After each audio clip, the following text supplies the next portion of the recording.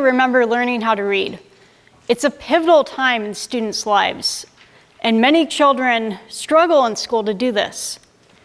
Well, the good news is today we do have effective interventions that help many children with their word level reading skills, which is critical because if children don't master word level reading skills, they can never fully reach comprehension, because reading is built of two things, both word level reading skills and decoding, the ability to sound words out and pronounce them correctly, and leveraging comprehension and overall language comprehension skills to fully understand what you read.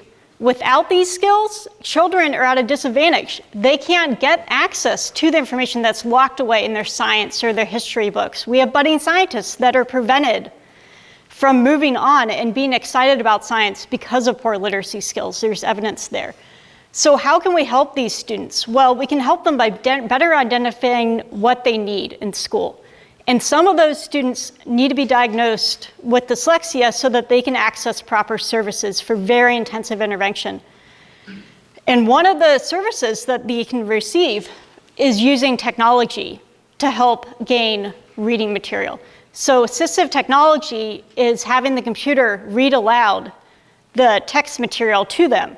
So it unlocks the science and the history information. We know this technology works well, but we see very different results depending on the study and the person. And so why do we have this wide magnitude?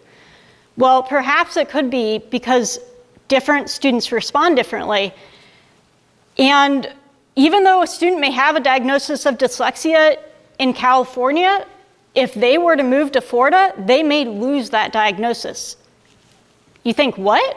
Why? Like, medical conditions don't change. The individual is the same. They can't get better overnight.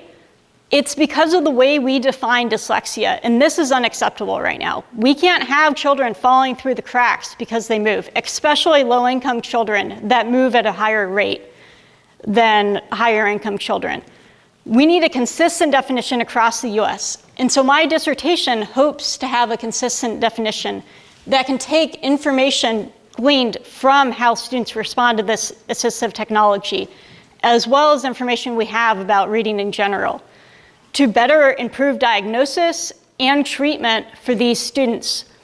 And with that improved treatment, hopefully we will have more scientists, we'll have more historians, we will have whatever these students want to do in the future and not be limited by their reading skills. Thank you very much.